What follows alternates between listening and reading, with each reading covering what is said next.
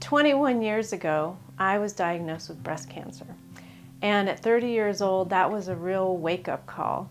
I was already doing a lot of the things you're supposed to do. I was eating fruits and vegetables, I exercised, I got plenty of sleep.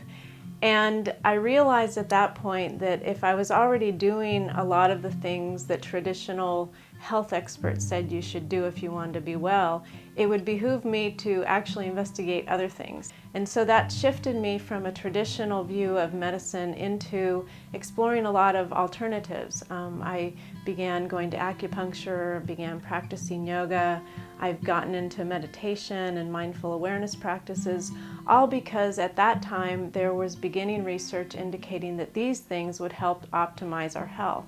And what I've learned in the 15, 20 years I've been practicing these things for myself is that God created us with a great wisdom in our bodies, that there's signals that alert us to when we're not well, and our feelings about our experience can tell us a lot about how to be well. So when we're feeling really tired, it's a signal we need to sleep.